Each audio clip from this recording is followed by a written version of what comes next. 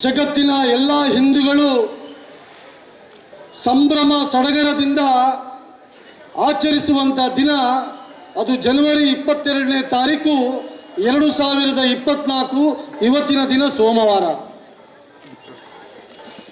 496 ವರ್ಷಗಳ ಕಾಲ ದೀರ್ಘ ಕಾಲದ ಹೋರಾಟದ ನಂತರ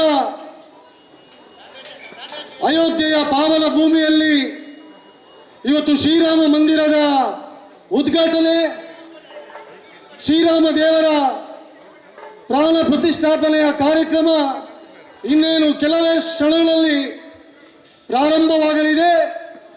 ಈ ಐತಿಹಾಸಿಕ ಕ್ಷಣವನ್ನು ಕಣ್ತುಂಬ ನೋಡಲಿಕ್ಕೋಸ್ಕರ ಜಗತ್ತಿನ ಹಿಂದೂ ಸಮಾಜ ಇವತ್ತು ಕಾಯ್ತಾ ಇದೆ. ಶ್ರೀರಾಮಚಂದ್ರನ ಮಗನಾದಂತಹ ಕುಶ ಮಹಾರಾಜರು ಸಾವಿರಾರು ವರ್ಷಗಳ ಹಿಂದೆ ಅಯೋಧ್ಯೆಯಲ್ಲಿ ತಂದೆಯ ನೆನಪಿಗೋಸ್ಕರ ರಾಮ ಮಂದಿರವನ್ನು ಕಟ್ಟಿದ್ರು.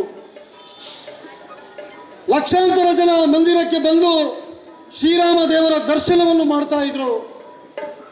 ಸುಮಾರು 2000 ವರ್ಷಗಳ ಹಿಂದೆ ರಾಜ ವಿಕ್ರಮಾದಿತ್ಯ ಅಯೋಧ್ಯೆಯ ರಾಮ ಮಂದಿರವನ್ನು ಇನ್ನಷ್ಟು ಸುಂದರವಾಗಿ, ಇನ್ನಷ್ಟು ಭವ್ಯವಾಗಿ ಜೀರ್ಣೋದ್ಧಾರ ಮಾಡಿದ್ರು.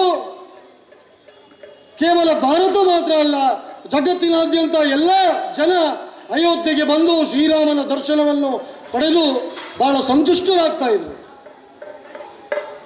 ಯಾವಾಗ ನಮ್ಮ ದೇಶದ ಮೇಲೆ ಮುಸಲ್ಮಾನರ ಆಕ್ರಮಣ ಆಗುತ್ತೆ, ನಮ್ಮ ದೇಶದ ಶ್ರದ್ಧಾ ಬಿಂದುಗಳಾದಂತಹ ದೇವಸ್ಥಾನ, ಮಠ ಮಂದಿರ, ದೈವಸ್ಥಾನಗಳನ್ನು ಧ್ವಂಸ ಮಾಡುವಂಥ, ದಾಳಿ ಮಾಡುವಂಥ ಕೆಲಸವನ್ನು ದಾಳಿಕೋರರು ಮಾಡಿದರು.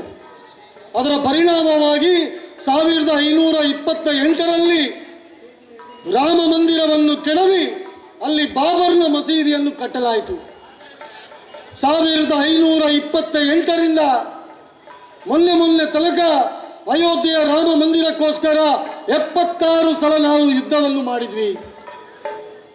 ಬಾಬರ್ನ ವಿರುದ್ಧ 4 ಸಲ, ಹುಮಾಯೂನ್ನ ವಿರುದ್ಧ 10 ಸಲ, ಔರಂಗಜೇಬನ ವಿರುದ್ಧ 30 ಸಲ, ಅಕ್ಬರ್ನ ವಿರುದ್ಧ 20 ಸಲ.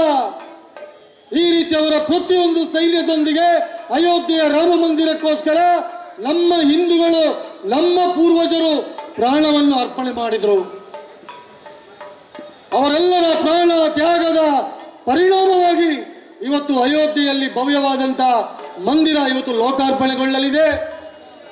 ಈ ಸಂದರ್ಭದಲ್ಲಿ ಜಗತ್ತು ಈ ದಿನವನ್ನು ಬಹಳ ಸಂಭ್ರಮದಿಂದ ಆಚರಣೆ ಮಾಡಬೇಕೆಂಬ ಕಾರಣಕ್ಕೋಸ್ಕರ ರಾಮ ಜನ್ಮಭೂಮಿ ತೀರ್ಥಕ್ಷೇತ್ರ ಟ್ರಸ್ಟ್ ಏನಿದೆ ಅದು ಇವತ್ತು ನಮ್ಮ ದೇಶದ ಎಲ್ಲ ದೇವಸ್ಥಾನಗಳಲ್ಲಿ ಶ್ರೀರಾಮ ದೇವರ ಪೂಜೆ, ಹವನ, ಭಜನೆ, ಸಂಕೀರ್ತನ, ಹೋಮ, ತಪ, ಜಪ ಎಲ್ಲವನ್ನು ಮಾಡಿಕೊಂಡು ಅಯೋಧ್ಯೆಯಲ್ಲಿ ನಡೆಯುವಂತಹ ಕಾರ್ಯಕ್ರಮದ ನೇರ ಪ್ರಸಾರದ ವ್ಯವಸ್ಥೆಯನ್ನು ಜನರಿಗೆ ಮಾಡಬೇಕೆಂಬ ಹಿನ್ನೆಲೆಯಲ್ಲಿ ಇವತ್ತು ಎಲ್ಲ ಜಿಲ್ಲೆಗಳಲ್ಲಿ, ಎಲ್ಲ ಹಳ್ಳಿಗಳಲ್ಲಿ ಕಾರ್ಯಕ್ರಮ ಆಗ್ತಾ ಇದೆ.